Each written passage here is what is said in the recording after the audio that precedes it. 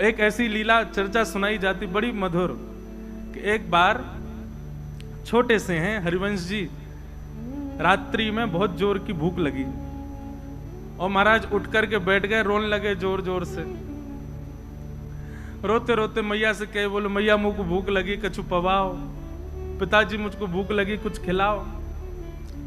जैसे आजकल के बालों को कुछ भी दे दें तो ऐसे ही कुछ ले आए, बोले लो खा लो। बोले नहीं, पहले भोग लगाओ। माताजी पिताजी बोले रात के 1:30 बज रहे हैं, 2 बज रहे हैं। अब उस समय घड़ी तो नहीं होगी, पर हाँ ये कही होगी अर्धरात्रि हो रही लाला। ठाकुर जी शयन कर रहे हैं, उनको उठा के भोग कैसे लगाए? बोले नहीं नहीं नहीं, मुझे तो भूख लगी है। अब बोले इसको भूख लगी है और ठाकुर जी को उठा नहीं सकते हो, खाएगा भोग ही। दूध ला करके रख दिया, बोले ले इसको पी ले। वहां पर बोझे नहीं, पहले ठाकुर जी का भोग लगाओ। ठाकुर जी का यदि भोग नहीं लगा होगा तो ग्रहण नहीं करेंगे। रोते रोते रोते रोते खूब समय बीत गयो। पिताजी माताजी भी परेशान, बोले सोनी नहीं दे रहा, क्या करें? खा कुछ रहा नहीं है, पी कुछ रहा नहीं है, भोग लगा के ही पाएगो।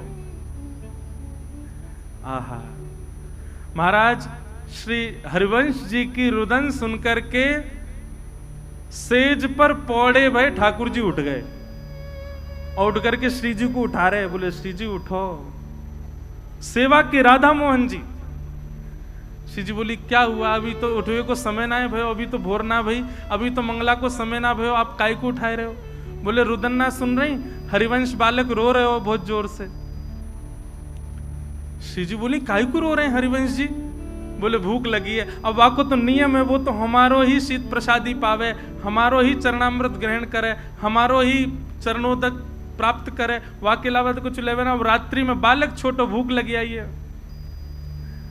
ठाकुर जी किशोरी जी बोली अब क्या करें? अभी तो मंगला में समय है, लेकिन समय तक यदि प्रतीक्षा करी तो बेचारो प्यासो बालक कितनो रोवेगो। सो ठाकुर जी सेज से उतरे और अपनी झारी, जल पीवे वाली झारी, वही से ही किशोरी जी को कही कि पाम लटका लो नीचे। किशोरी जी पाम लटका के बैठ गई ठाकुर जी, और ठाकुर जी अपनी झारी जीते ही अपने चरणन को धो रहे हैं। स्वयं ही अपनो चरणामृत प्रदान कर रहे हैं, स्वयं ही अपनो चरणामृत निकाल रहे हैं। पास में बंटा भोग रखो। ठाकुर जी गए, बंटा भोग उठा के लाए, खोल करके किशोरी जी के मुख में पवायो और स्वयं पायो, वहां को भोग निकाल करके सामने धर दियो। आज ठाकुर जी और किशोरी जी ने अपने आप ही श्रृंगार कर लिया, अपने आप ही एक दूसरे को सुंदर भाव सजा करके और सेज पे ही दोनों बैठ गए। 3 साढ़े 3 बजे जो समय हो तो सुबह मंगला करवे को श्री व्यास मिश्र जी तुरंत गए मंदिर में जाकर के कपाट खोले, और जैसे कपाट खोल करके देखी तो कहा पाए और ठाकुर जी तो बैठे हुए हैं, अपने आप ही टेढ़ों से श्रृंगार कर लिया है। यहाँ तक कुंडल भी उतर रहे हैं, थोड़े थोड़े वस्त्र भी उधरे उधरे से दिख रहे हैं, और तभी कहा देखो नीचे पात्र में चरणामृत भी रखो है, चरणोदल भी कर दियो है, और पास में बंटा जी भी खुले हुए हैं, दोनों की दतुइयां लगी हुई हैं, नेक नेक पाए लियो है।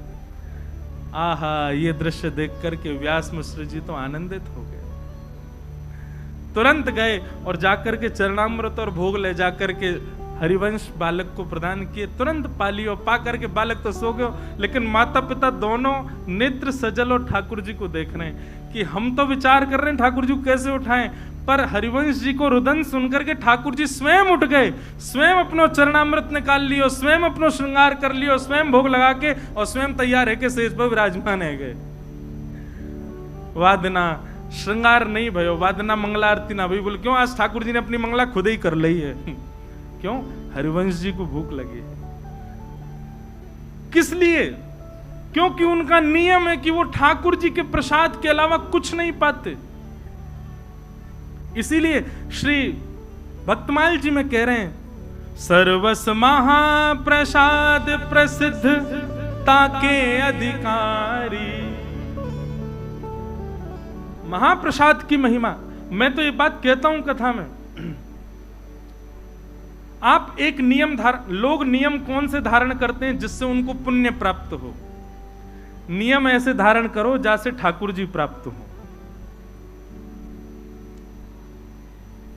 नियम ऐसे धारण करो जैसे ठाकुर जी लीला करें। अब वो नियम भी हम बता दें तो फिर नियम का बात अपने आप ढूंढो। ऐसा कहाँ नियम करें जैसे ठाकुर जी प्राप्त हो। महाप्रसाद पावे को एक नियम ये श्री महाप्रभु जी से आप सब सीख सकते हैं। क्या? आज के बाद जो ठाकुर जी को अर्पित नहीं है उस वस्तु को लेना ही नहीं है, ग्रहण ही नहीं करना है। चाहे भूखे रहे आएंगे, चाहे प्यासे रहे आएंगे, पर जो ठाकुर जी को भोग ना लगाई गई हो, जो ठाकुर जी को ना पधराई गई हो, ऐसी वस्तु को अस्वीकार करो। ये नियम आप धारण कर लो, श्री महाप्रभु जी से यही सीख लो, उसी की कृपा से ठाकुर जी प्रकट हो जाएंगे। तो विधि निषेध नहीं दास अनन्य उत्कट व्रतधारी, व्यास सुवन पथ अनुसरे सोई भले पहचानिए, श्री हरिवंश गुसाई भजन की रीत सकृत को जानिए। ऐसे श्री हितरवंश महाप्रभु, उनको हम बारंबार प्रणाम करते हैं और उनके मंगल चरित्र को जितना यथामति रसिक जनों की कृपा, संत जनों की कृपा से श्री राधा सरस बिहारी जी के चरणों में अर्पित करते हैं। ध्यान पूर्वक सब लोग सुनिएगा।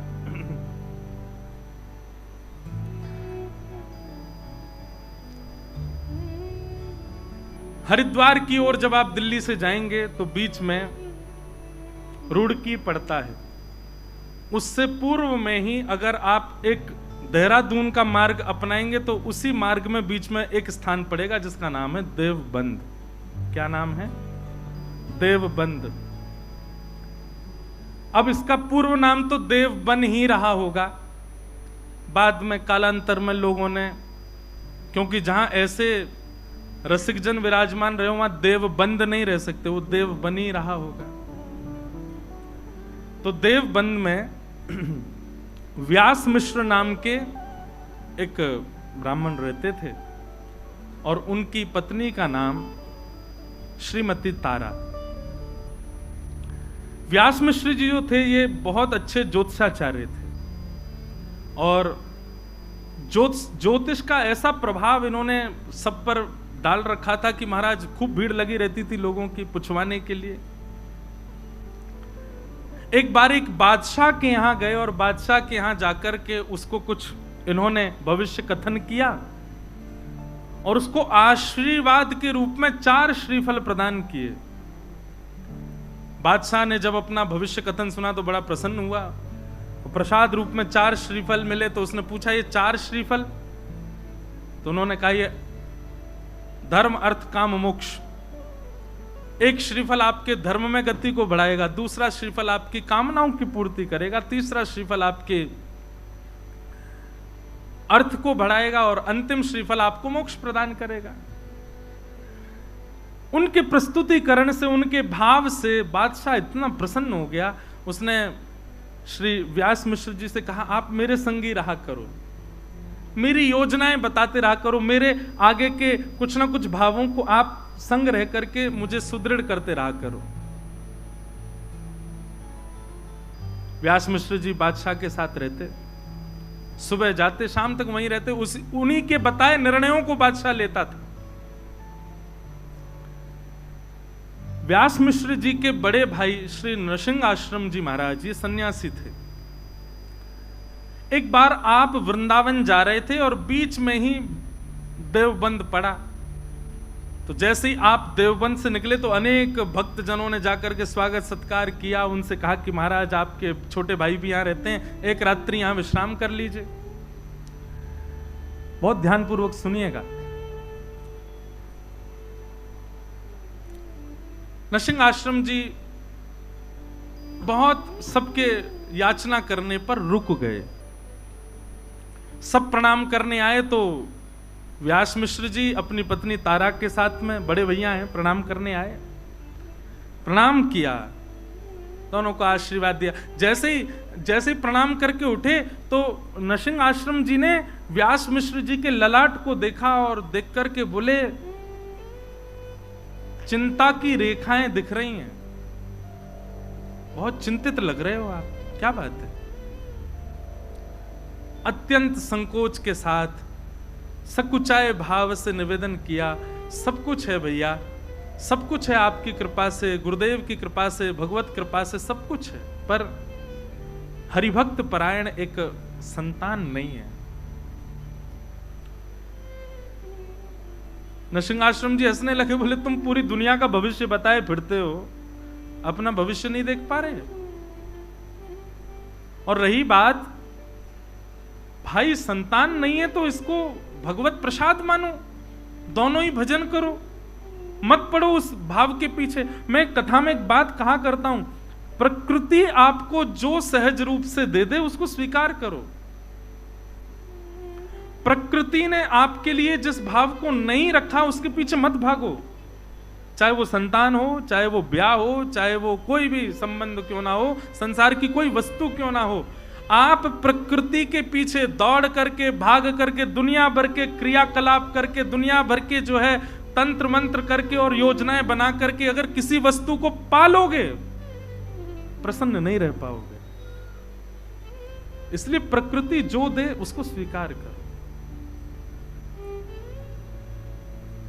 पर यहां पर महाराज जी एक प्रश्न उठता है, ऐसे तो नंद यशोदा के भी लाला नहीं थे, उन्होंने भी तीर्थों में जा जा करके खूब प्रार्थना करी।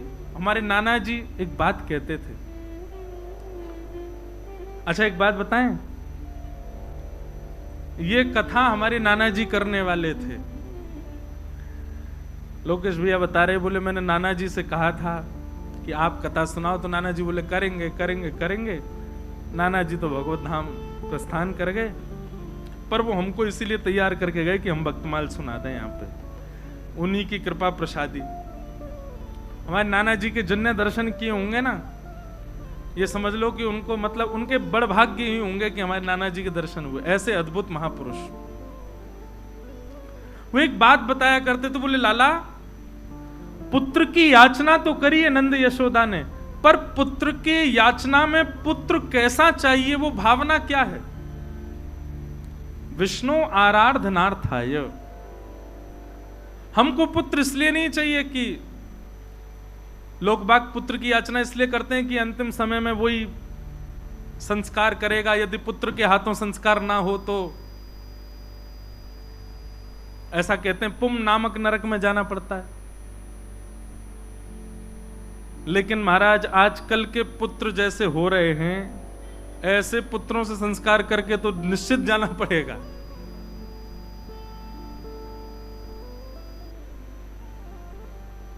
पूज्य मलुकपीठ वाले महाराज जी एक चरित्र सुनाते हैं एक भक्त का। वो कुंज बिहारी लाल जी को ही अपना पुत्र मानते थे और कहते थे मेरा कुंजो बेटा, कुंजो बेटा, कुंजो बेटा कह करके। अब देखो बात तो कोई भी कह लेगा, मेरे ठाकुर जी, मेरे लाल जी, मेरे सखा हैं, मेरे पुत्र हैं, पर मानते कितना हो? कहने की बात है कि भाई प्रकृति जो दे उसको स्वीकार करो, जो ना दे उसके लिए ज्यादा प्रयास मत करो। लेकिन फिर भी प्रयास करना है तो याद रहे ठाकुर जी को वचन देना कि नाथ मुझे ये वस्तु दे दो, मैं आपको वचन देता हूं आपके चरणों में ही अर्पित रहेगी, तो वो वस्तु मिल जाएगी। और वही भाव रखा। नरसिंहदेव जी के चरणों में सबने प्रणाम करते हुए कहा व्यास मिश्र जी ने कि हमें एक पुत्र की प्राप्ति हो, भगवत परायण पुत्र हो, भक्ति परायण पुत्र हो। तो नरसिंह आश्रम जी बोले कि तुम सबका भविष्य देखते हो, अपना भविष्य नहीं देख पाए, और मुझे तो दिख रहा है कि तुम्हारे संतान का योग नहीं है। अब तक तो व्यास मिश्र जी बोल रहे थे, लेकिन तारा माँ ने थोड़ी सी प्रार्थना करते हुए हाथ जोड़ के कहा, बोले भगवान यदि सब विधि का विधान है, सब पूर्व से ही नियोजित है, तो फिर आप जैसे संतों के पीछे इतनी भीड़ क्यों लगी रहती है? आप जैसे संतों को इतना लोग प्रणाम क्यों करते हैं? आप जैसे भक्त, आप जैसे संत, इनकी महिमा क्यों है? जब सब विधि से ही होना है तो फिर संतों को, भक्तों को, वैष्णवों को प्रणाम करना बंद कर देना चाहिए। तो हम तो प्रणाम इसीलिए करते हैं सब सुखद हो जीवन में। और जब सब विधि पर ही आश्रित है तो फिर भक्त, वैष्णव, संतों के चरण रज की क्या महिमा रह गई? तारा जी की ये बात नरसिंह आश्रम जी के चित्त को लगी। बहुत सावधानी, सब लोग इधर देखो, पीछे वाले भी, सब लोग भाव से कथा सुनो। तारा जी की ये बात नृसिंह आश्रम जी को चित्त में लगी कि भाई प्रश्न भगवान पर उठे तो कोई बात नहीं, पर भक्ति पर उठ गया है, भक्त पर उठ गया है। एकांत में बैठ करके नृसिंह आश्रम जी ने चिंतन किया, ठाकुर जी से प्रार्थना करी, भगवान आप पर प्रश्न नहीं उठाए, वैष्णवों पर प्रश्न उठाए, भक्तों पर प्रश्न उठाए, भक्ति पर प्रश्न उठाए, कुछ कृपा करो।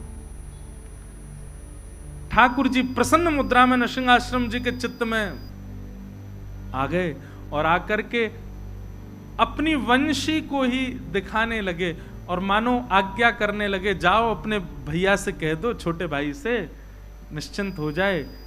मेरी अधरामृत का निरंतर रसपान करने वाली, अत्यंत रस से सराबोर और पूरी दुनिया तो केवल और केवल मेरा प्रसाद पाती है, पर मेरा स्वच्छंद अधरामृत जिसने जीवन भर पाया, ऐसी वंशी ही उनके कुल में पुत्र बन करके आएगी। लेकिन याद रहे, वो भक्त परायण, भक्ति परायण और भक्ति की धारा प्रवाह करने वाला बालक होगा। कोई वंश परंपरा और कोई अपने वंश वृद्धि या फिर धन वृद्धि आदि इन सब भावनाओं से पुत्र की याचना ना रखे। भक्ति का वर्धन करने वाला पुत्र उनके कुल में होगा, मेरी वंशी ही पुत्र बन करके आएगी, आज्ञा कर दीजिए। नृसिंह आश्रम जी व्यास मिश्र जी के पास गए और हृदय से लगाते हुए कहा, ठाकुर जी ने आज्ञा की है, चिंता मत करो, आपके घर ठाकुर जी की वंशी ही पुत्र रूप धारण करके आएगी, पर भक्ति वर्धन करने वाली यही भावना उसके चित्त में होगी, वो भक्ति का वर्धन करने वाला बालक होगा। कुछ समय बीता और तारा मैया के गर्भ में भक्तराज श्री हरिवंश जी आए। महाराज जी, इतना सुंदर वर्णन है चरित्र में कि जैसे वो कहते हैं, जा दिन से हरि गर्भ ही आए। हमने कौशल्या मैया के बारे में सुना है, हमने देवकी मैया के बारे में सुना। जब से ठाकुर जी गर्भ में आए तब से मैया को अच्छा अच्छा अनुभव होने लगा, सुंदर सुंदर भाव होने लगा। पर यहां पर कितना सुंदर भाव बताया कि जब से श्री हरिवंश महाप्रभु तारा मैया के गर्भ में पधारे, तब से तारा मैया को वृंदावन की स्मृति होती है। रात्रि में सोते सोते मानो उठ के बैठ जाती हैं, श्री वृंदावन श्री वृंदावन श्री वृंदावन श्री वृंदावन श्री वृंदावन। व्यास मिश्र जी उठ के बैठ जाते, देवी क्या हुआ? बोले, कैसी सघन कुंज है ना, कैसी लता द्रुम है ना, कैसी सुंदर कलकल करती यमुना जी बह रही है ना, कैसा सुंदर गिरिराज पर्वत है, मानो ब्रज की स्मृति हो रही है। और फिर नेत्र खुल जाते हैं तो नेत्रों से अश्रुपात होने लग जाता है, रुदन विरह भाव। व्यास मिश्र जी कह रहे हैं, क्या हुआ देवी? बोले, मुझे नहीं पता क्या हो रहा है, पर पता नहीं क्यों जब भी सोती हूं तो स्वप्न में कुंज दिखाई देते हैं और लता पत्र दिखाई देते हैं, यमुना जी दिखाई देती हैं, वृंदावन वृंदावन वृंदावन वृंदावन की स्मृति होती है।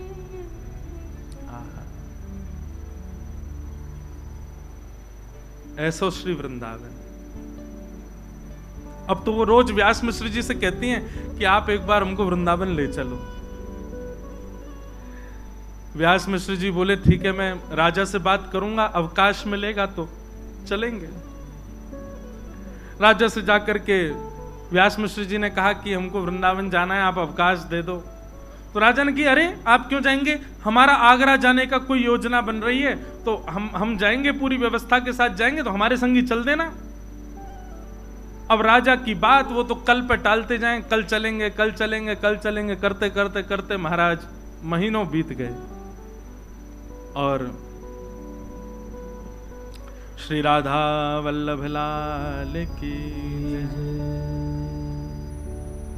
राजा तो रोज कहें कि भैया आप चलेंगे,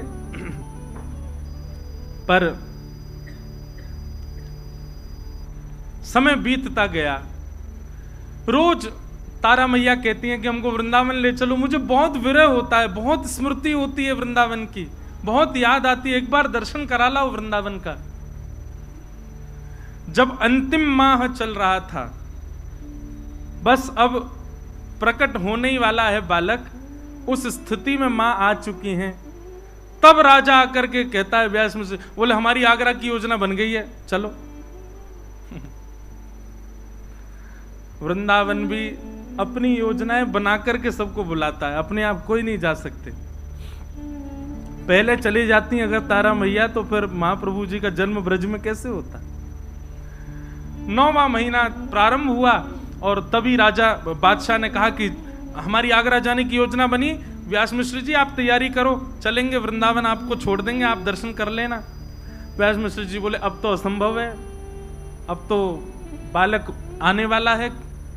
बोले आप चिंता मत करो, रानियों जैसी व्यवस्था करेंगे, पालकी में लेकर के, बिल्कुल कोई दिक्कत नहीं होगी, सखी सहचरियां और सब बढ़िया व्यवस्था करके ले चलें, पलकों पे लेके चलेंगे, आपकी पत्नी को लेके चलो। व्यास मिश्र जी का मन तो थोड़ा कम था, जैसे ही घर जाके तारा जी से कहा कि बादशाह ने आज कहा है आगरा जाने के लिए, वो तो पीछे ही हाथ पकड़े, बोले नहीं फिर तो चलेंगे। बोले तुम्हारी स्थिति, बोले मैं संभाल लूंगी, पर ले मुझे वृंदावन ले चलो। और बादशाह के उस टोली के साथ में व्यास मिश्र जी और तारा मैया आगरा के मार्ग की ओर प्रस्थान करने लगे। तभी बीच में पड़ा श्री वृंदावन। वृंदावन में प्रवेश किया। बंधुओं, ये उस समय का वृंदावन है जब वृंदावन में ठाकुर जी प्रकट रूप से कहीं विद्यमान नहीं थे। केवल और केवल यमुना जी, व्रज की कुंजलता, ब्रजरज, गोवर्धन नाथ जी, केवल यही हैं और कोई ज्यादा मंदिर आदि कुछ थे नहीं वृंदावन में। भोर के समय गए, वृंदावन में प्रवेश करते रोंगटे खड़े होने लगे, नेत्र सजल होने लगे। ये स्थिति व्यास मिश्र जी ने कभी देखी नहीं तारा मैया की। यमुना जी में जाकर, यमुना जी के पुलिन पर जाकर के बैठी, मानो घंटों तक यमुना जी को निहार रही हैं।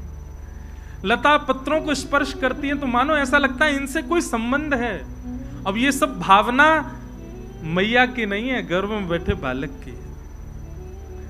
वो ठाकुर जी के संग में रही वंशी, उसको एक एक भाव पता है, वो सब जानती है कहाँ यमुना जी, कैसी ब्रजरज, कौन से वृक्ष, कौन सी लता गुर्म, कौन सी कुंज में कौन सी लीला, वो सब स्मृतियां हो रही हैं। सायकालीन समय हो गया, वृंदावन को प्रणाम करके और पुनः आगरा के मार्ग की ओर जैसे प्रस्थान करने लगे। अब वृंदावन से ज्यों-ज्यों दूर जामे त्यों-त्यों तारा मैया का विरह बढ़े। व्यास मिश्र जी कहें आप ऐसे इतना रुदन मत करो, इससे प्रभाव पड़ेगा बालक पर। बोले नहीं, मुझे बहुत, मेरा मन हो रहा है मैं वहीं रहूं। बोले वहां कहां रहेंगे, वो पूरा वन है, वहां वंचर जीव रहते हैं, हिंसक जीव रहते हैं, कहां रहेंगे हम दोनों।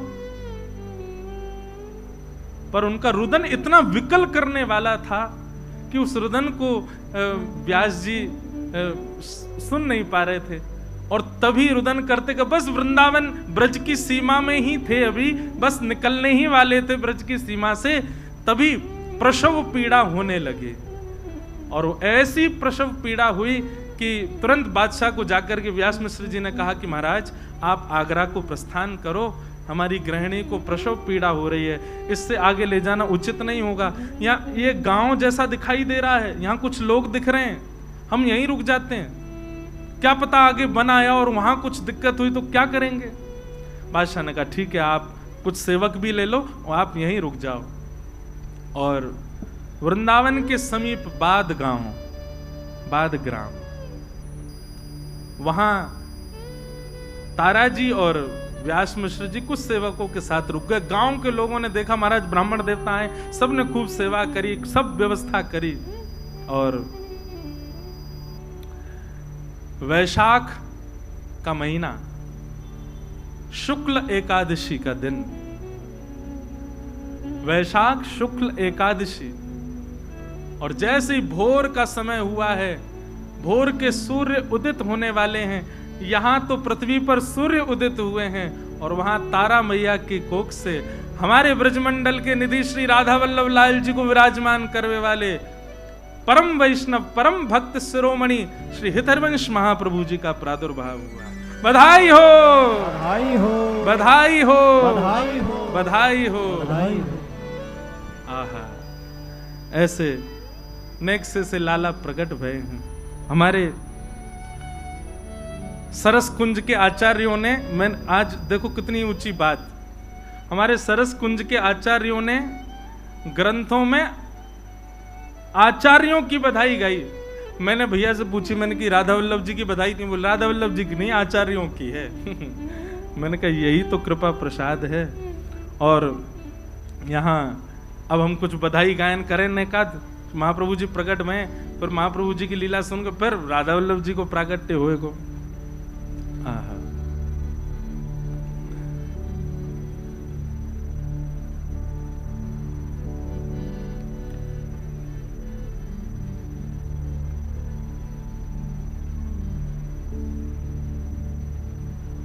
रसिक मिल गावो सरस बधाई, सब जगह बधाई गायन है रोए, आचार्य चरण प्रकट भय हैं। रसिक मिल गावो सरस बधाई, रसिक मिल गावो सरस बधाई, रसिक मिल गावो सरस बधाई, रसिक मिल गावो सरस बधाई। श्रीमत हित हरिवंश रसिक वर, श्रीमत हित हरिवंश रसिक वर, श्रीमत हित हरिवंश रसिक वर, श्रीमत हित हरिवंश रसिक वर। हे भूतल प्रगटो भाई, रसिक वर गाओ सरस बधाई, रसिक वर गाओ सरस बधाई, रसिक वर गाओ सरस बधाई, रसिक मिल गाओ सरस बधाई। श्रीमत हित हरिवंश रसिक वर, श्रीमत हित हरिवंश रसिक वर। भूतल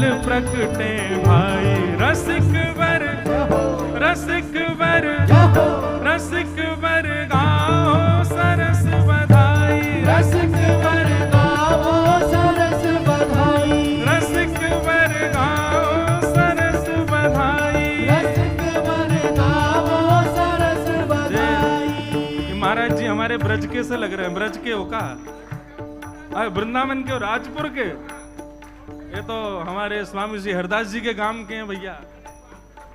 अरे भैया जय हो जाओ। बाहर रसिक वर गाओ सरस बधाई, रसिक वर गाओ सरस बधाई। श्रीमत हित हरिवंश रसिक वर, श्रीमत हित हरिवंश रसिक वर। हाँ भूतल